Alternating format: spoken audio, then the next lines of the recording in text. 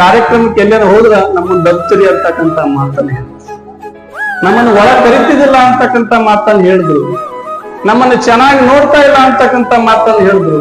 ಯಾಕ ಅಂತಂದ್ರೆ ಇವನೊಬ್ಬ ಕುಡುಕ ಅಂತಂದ್ರೆ ಹೌದಲ್ಲ.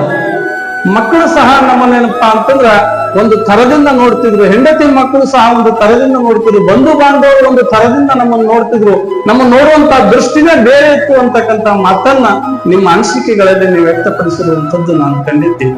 ಅದರ ಜೊತೆಯಲ್ಲಿ ಧರ್ಮಸ್ಥಳದವ್ರು ಏನಪ್ಪಾ ಅಂದ್ರ ಬಹಳ ಒಳ್ಳೆ, ಇವತ್ತು ನಮ್ಮ ತಂದೆ ತಾಯಿ ಏನಪ್ಪಾ ಅಂದ್ರೆ ನಾವು ವ್ಯಸನದಲ್ಲಿ ಬಿದ್ದೀವಿ, ನಮ್ಮನ್ನು ಬಿಡಿಸಬೇಕಾದ್ರ ಅಷ್ಟು ಸಂರಕ್ಷಣೆಯಿಂದ, ಒಂದು ಒಳ್ಳೆತನದಿಂದ, ಒಂದು ಮಕ್ಕಳ ತರದಿಂದ ನಮ್ಮನ್ನು ನೋಡಿ ಬಿಡಿಸಲು ಗೊತ್ತಿಲ್ಲ.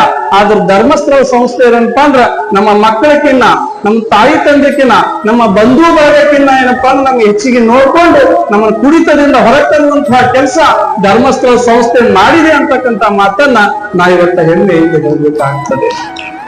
ನೋಡಿ, ಈ ಕುಡಿತ ಬರೀ ಬಡವರನ್ನ ಸೆಳಿತಕ್ಕಂಥ